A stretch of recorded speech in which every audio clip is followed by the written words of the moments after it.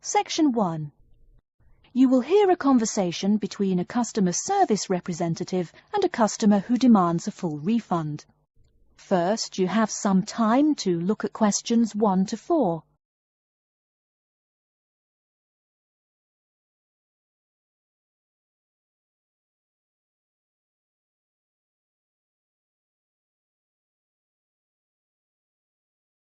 You will see that there is an example which has been done for you. On this occasion only, the conversation relating to this will be played first. Hello and welcome to Under Pressure Enterprises Customer Service Department. This is Kelly. How may I help you? Yes, I'm calling about one of your rice cookers I just purchased. The customer says that he is calling about one of the rice cookers he just purchased. So, rice cooker has been written in the space. Now we shall begin. You should answer the questions as you listen, because you will not hear the recording a second time. Listen carefully and answer questions 1 to 4. Hello and welcome to Under Pressure Enterprises Customer Service Department.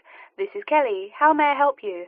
Yes, I'm calling about one of your rice cookers I just purchased. What seems to be the problem, sir? Seems? There's no seeming about it. The blasted thing shoots hot steam all over the place, that's what. It nearly scalded my hand when I went to open it. Why, it could have killed the cat or something. It could have exploded and killed my wife and me. Sir, please calm down. As long as the steam escapes the cooker, it won't explode. So you're telling me there's no problem? Are you calling me a liar? Sir, no one is calling you a liar. Yes, so I demand a full refund. Under Pressure will be happy to refund your money, sir. Now, I just need some basic information. Okay. Sorry, I do tend to get a little hot under the collar. My wife tells me to slow down. So, what do you need to know? Sir, don't worry. I just need to ask you the model number of the cooker. Where are my glasses? Here. Let's see. It's R242.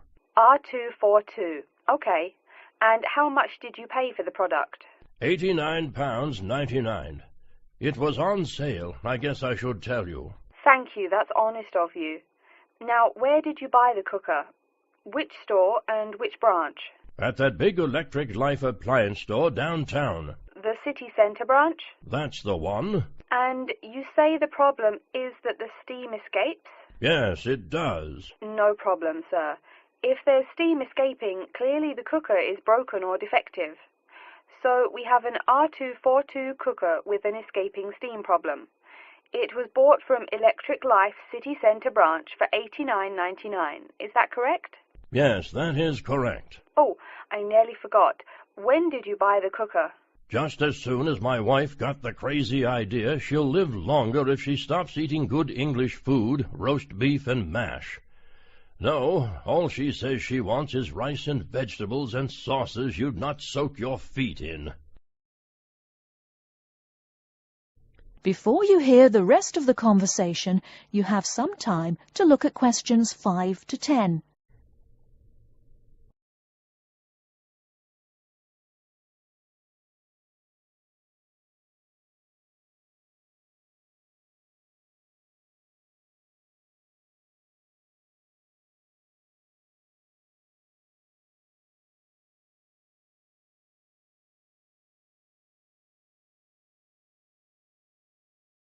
Now listen and answer questions 5 to 10. Sir, when did you buy it? Oh, there I go again. Let's see. We bought it just 6 months ago. We hardly use it either. But 6 months? Is that too long? I mean, for the warranty? Very well. That's well within the warranty period. Now, what's your name and address?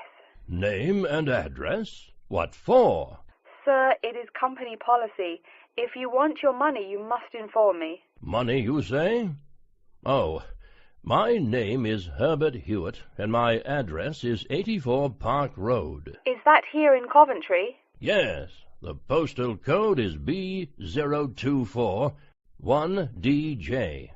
But I don't think sending things in the mail is very secure or very efficient. I mean... Don't worry, Mr. Hewitt, don't worry. We can credit the money to your credit card. You do have one, don't you? Yes, that's how we paid for the cooker. Oh, yes. We still have the number on the computer. I only need to ask your card's expiry date. I'm afraid I never give that sort of information out. I mean, once you have that, anyone could go charging things and... Sir, I said your expiry date, not your card's password. Oh, yes. Foolish me. Of course, you didn't say password. Let's see. That will be April 2008. April 2008. Very well. Your card still has nearly 2 months left to go. We'll get that refund right to you, probably by 5 o'clock this evening. You had better. If I don't get my money... Wait. Yes, I know I'm losing my temper again. I really am sorry. I haven't had my medicine today. And, sir, just one more question for our records. How often do you go shopping at the city centre branch? Oh, well, it's hard to say. I suppose maybe once a month. But I can tell you this. If I don't get my refund, I'll never shop there again. Oh, I think it's time to start looking for another job. That is the end of section 1. You now have half a minute to check your answers.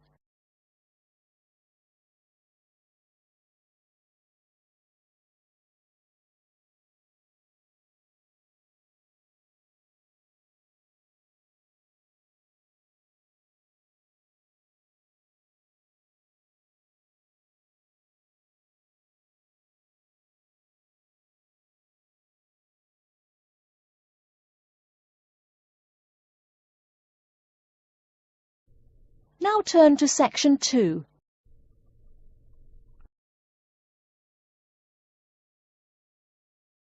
Section 2. You hear a talk by a counsellor from the University of New South Wales, who will introduce some useful facilities and services on the campus. First, you have some time to look at questions 11 to 15.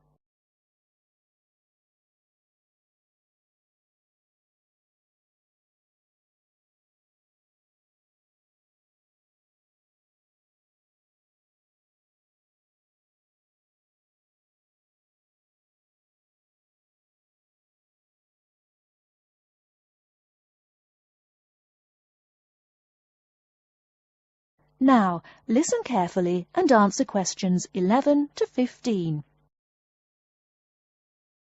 Hello everyone, and welcome to the University of New South Wales. The first thing I'd like to do at today's orientation session is get you all oriented. That means tell you the location of some useful facilities and services. So, first of all, take out the maps we gave you all as you came in the door. The map is the big yellow sheet of paper. As you can see on the map, north is at the top, south at the bottom, etc. Which way is north? Well, look through that window on my left, your right. See the rising sun? That would have to be east. So north must be directly behind me. Now, we're at the campus main gate. The recreational facilities are on my right hand, and its opposite is the student centre. No questions? Good. Pretty easy, right? Okay, did everyone eat breakfast at the student food service this morning? Was the food good? Yes, I am joking. I've eaten there too. So, after a meal like that, you must be eager to go to a doctor, right? Well, I have good news for you. The Student Health Centre is located about half a kilometre straight north of here. Look on your maps.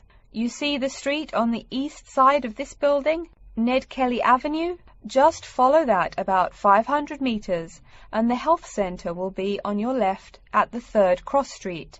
Now, I know you all just got here, so you must be wondering how to tell your folks you've arrived safely, how much you miss the dog, and how you already need more money. If you don't have an iPhone, you probably are wondering where to find a computer. Well, I have good news. If you go straight out of its door and walk down the garden street, you'll see the internet unit on your left side, just next to the gym. The hours are posted on the door, and the computers are free, but you must bring your student ID card with you. Like I tell everyone, if you need help with anything, you can probably find right here in the Student Centre. Do you see the 4 buildings there between the Student Centre and the library? Those are the dormitories. The men's dorms are the 2 on the south, the women's the 2 on the north. Okay, I'm sorry to have to tell you, but the university has been doing a lot of repairs and remodelling, and it's not all done yet. So there may be some small problems with your dorm rooms. Maybe the window doesn't open. Maybe an air conditioner is missing or does not work. If there are any problems, you can go to the complaint office, which is right beside the teaching building between the Parker Street and the Crammer Street. Just tell them your problem, and they should have it fixed by the time you graduate in 4 years. I'm joking, but please be patient. There are a lot of little things they need to take care of. Tired of the school food? No? Give it a week. Or maybe you just need a place to get coffee in the wee hours of the night during one of those marathon study sessions. Either way, you definitely have to check out the little cafe just past the women's dormitories.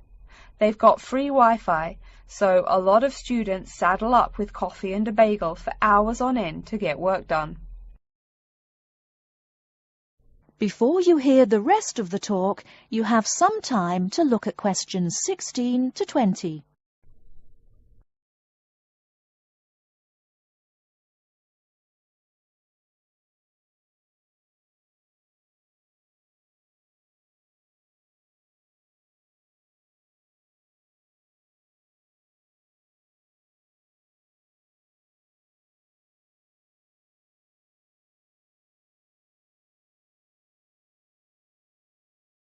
Now listen and answer questions 16 to 20. As for the dorm rooms, I have some bad news and some good news. The bad news is the rooms are small and you'll probably be sharing space with at least 3 other students. The good news is that each room has its own bathroom. What's good about sharing a bathroom with 3 strangers? Good question. Okay, call it bad news and worse news. Hey, maybe try this for good news. Each dorm has a kitchen. If you want to make snacks or meals, you can do it there. You can buy food containers at any campus convenience store, so you can store your food in the kitchen. But a word of warning, you should definitely write your name on your food containers. Sad to say, there are food thieves among your fellow students. Speaking of thieves, a word about security.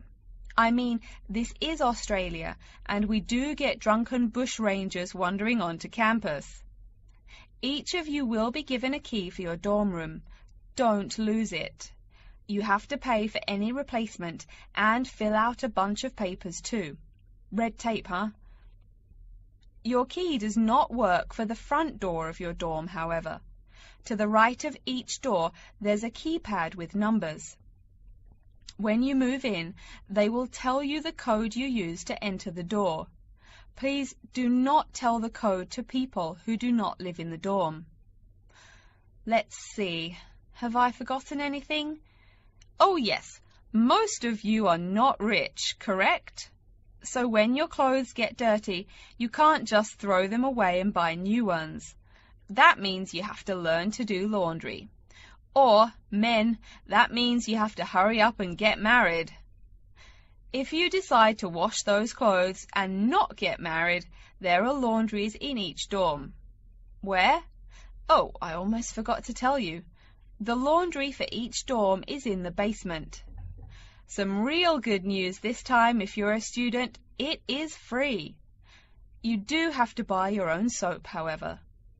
The laundry closes, by the by, at 11:30. And now that I've mentioned 11:30, please remember, the dorm doors are locked at 11:30 p.m.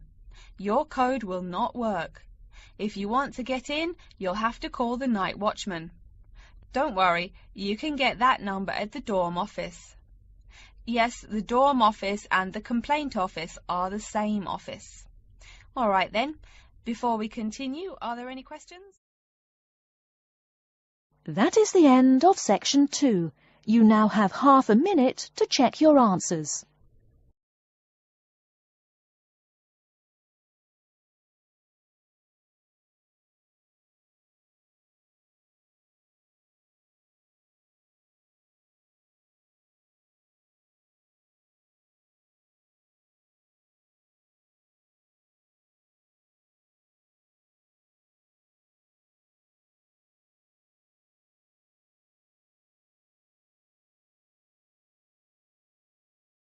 Now turn to section 3.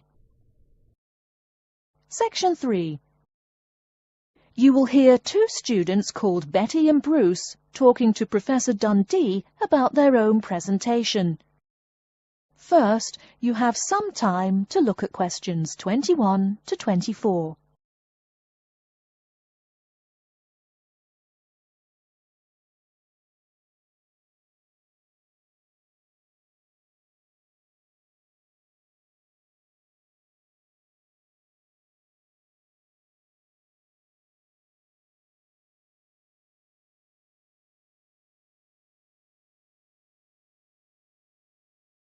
Now, listen carefully and answer questions 21 to 24. Come in. Professor Dundee, we're ready to make our presentation. Oh, yes. I did say 1 o'clock, didn't I? Please, sit down. So, who goes first? Bruce? Or you, Betty? I guess I could. Bruce is always a little shy. Not after he's had a lager for lunch, eh, Bruce? Ha ha! No, Betty really should go first. Okay, well, I'm reporting on the effects of different marketing strategies on the cheese and oil markets. Different strategies obviously affect the sales volume differently. I looked at the sales in 2 countries, New Zealand and Colombia. And what did you find? Pray tell. Well, in New Zealand, the sales of both oil and cheese have declined pretty steadily, and in fact the sales have decreased more quickly than the population. On the other hand, in Colombia, the volume of sales for both products has remained the same. Wait, so you said sales in New Zealand have been going down? Correct. Suppliers have introduced 2 new upscale brands of each product, which are a bit expensive but very tasty. The big ad agencies are trying out a new series of ads that shift the focus from health to great taste. They think that will get sales moving up in New Zealand, where the population is less affluent and generally less health conscious. Brilliant. Thank you. And Bruce? Yeah. My report is about chocolate sales in Italy and Germany. The 2 countries' marketers have found out that you have to market chocolate differently in each country. For example, in Italy, Kostig, the most expensive brand, pays shop owners to put the candy just about knee-high for an adult. I don't see. For little kids, that's about eye level. That bright red candy is the first one they see, so they buy it. Even better, they start telling their moms to buy it too. So, you mean... Well, I mean, in Italy, if you locate your product at the right location of shelves, sales do great. They say it doesn't matter much what brand of chocolate you're selling. As for Germany, das Land der Schokolade. Huh? That's German. It means the land of chocolate. Germans love the stuff, so people make a joke and call Germany that. Oh, right. So, you were saying? Well, like you pointed out, Germans love chocolate, but they're thrifty. For a long time, the biggest selling brand was Schmutzig, mostly because it was the second cheapest, but didn't taste too bad. Before you hear the rest of the talk, you have some time to look at questions 25 to 30.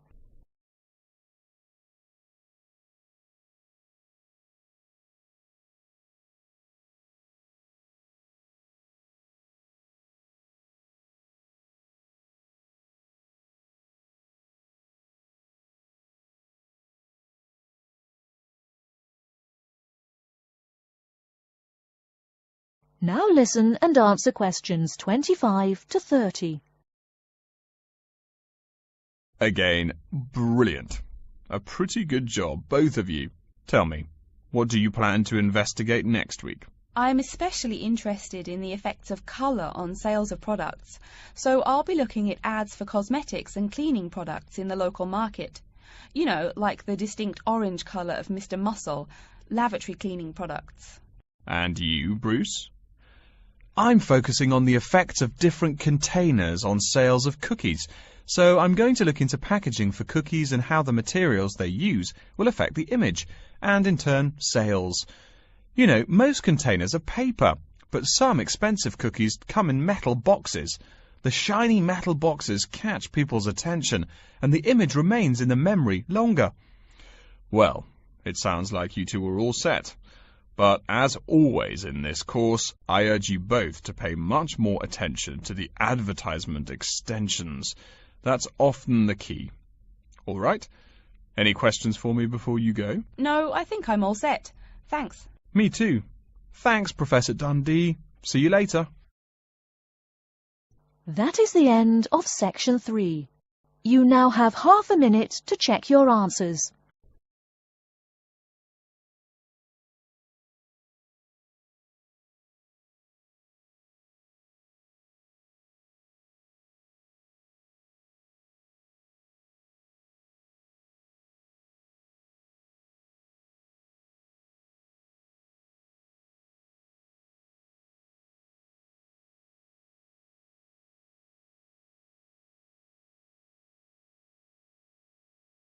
Now turn to section 4.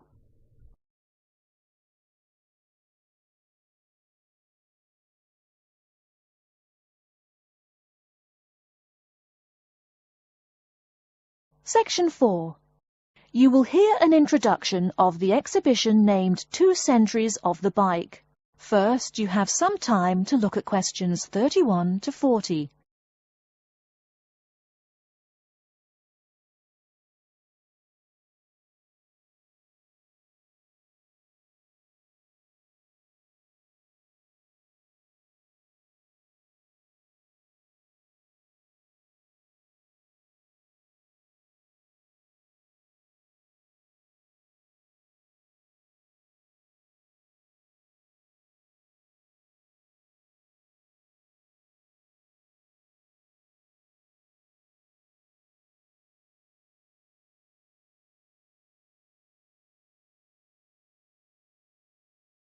Now listen carefully and answer questions 31 to 40. Good afternoon, ladies and gentlemen. I'd like to take this opportunity to welcome you to our exhibition, 2 Centuries of the Bike. Let's stroll around the exhibition, shall we? Although there were a few early efforts back in the 1700s, you didn't really see many bikes till, say, the 1830s in England. Bikes were a response to the rapid growth of cities early in the 19th century. Cities like London were getting too big to walk across. The early bike let people travel with less effort than walking. Plus, a bike was a lot cheaper than a horse. Think of it. No one invented a bike for, 5,000 years of human history. Why did people do it then? Probably because this was the start of the machine age. People wanted machines to do all the work. There were some drawbacks, however. For one thing, there were no pedals. You simply pushed yourself along using your feet, kind of like today's skateboard. That meant you went fairly slow, and uphill you actually worked harder, pushing that two-wheeler. Plus, the wheels were made of wood covered with metal, as you can see from this model. So the downside was that the ride was quite uncomfortable on most roads. Only a few gadget lovers had or used them. By the 1860s, though, improvements were being made. As you can see from this specimen, metal frames had become the rule. They are more durable than wood, and they don't warp in the rain. The biggest improvement, however, was the development of the chain and sprocket system. They are connected. This meant you did not push the bike. You used pedals, just like today. You had to try harder to balance, so it took some practice to figure out how to use the pedals. But it made the ride so much easier. As a result, the good thing was that you could ride a lot more smoothly and with very little effort. By the 1880s, Another big change was the use of rubber wheels. These became pretty common at that time. Though the first ones were solid rubber, the ride was a good deal more comfortable than the old iron and wood system. This is a big consideration, because the faster you go, the more you feel every bump. Air-filled tyres, pneumatic tyres, didn't really come into use till around the year 1900, as you can see from this exhibition over here. That made the ride even more comfortable. So by 1890 or so, people were going a lot faster and a lot more smoothly. There was one problem when you were going quickly and comfortably. Oh no, how do I stop? Yes, we all laugh now, but for a long time the only way to stop was to drag your feet. That didn't work very well, and it would be dangerous if you were going fast. In the crowded cities of those years, New York, Chicago and so on, you would get killed if you couldn't stop for, say, a streetcar. Plus, look at this bike. The front wheel is nearly 1 meter and 2/3 tall. They made them that way so you could see over people and wagons, but you couldn't drag your feet. This model is called a velocipede, a speed pedal. Another characteristic of the bike in this period is that it has 2 equal-sized wheels, which signalled a big change in bikes. For with the velocipede, brakes appeared. If you wanted to stop, you just pushed the pedal backwards. Doing that stopped the back wheel of the bike. This technique worked a lot better than dragging your feet or jumping off the high seat there. This meant that bikes became a great deal safer. It would have been safer if people wore helmets, but the first bicycle helmet wasn't invented until years later, and even then it was little more than a leather ball cap. It really wasn't until the 1970s that the bike helmet was modified to provide some real protection. Before continuing on to look at developments since the 1890s, let's say a word more about safety. Everyone knows if you're going downhill, you can get going dangerously fast. To go more than 100 kilometers an hour isn't all that difficult. But even on level ground, it's easy to go too quickly. On a city street, today's bicycles can be ridden at a speed of over 40 miles an hour over a short distance. That's about 64 kilometers an hour. Remember, you're on a bike, not in a car. There's nothing to protect you. People are killed in single bicycle accidents every day, just from hitting the road. A good rule to remember is, if you're going faster than the cars, slow down. And please wear a helmet. Nearly 1/4 of the epilepsy cases come from head injuries in accidents on bikes and motorcycles. I don't mean to scare you, but safety is everyone's business. What? Now that's a good question. Why are today's bikes so much faster? Well, it's not just that today's athletes are faster. The answer is partly mechanical.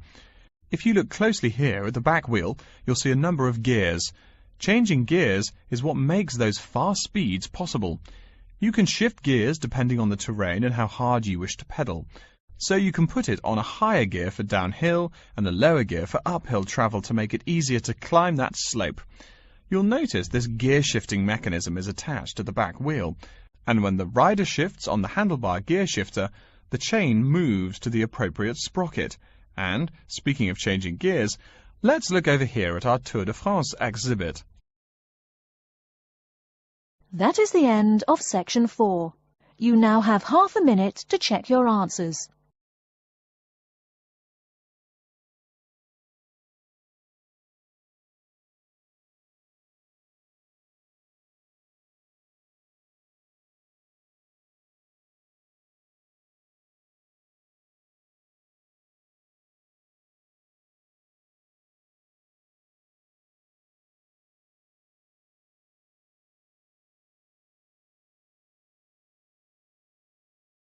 That is the end of the listening test. In the Ielts test, you will now have 10 minutes to transfer your answers to an answer sheet.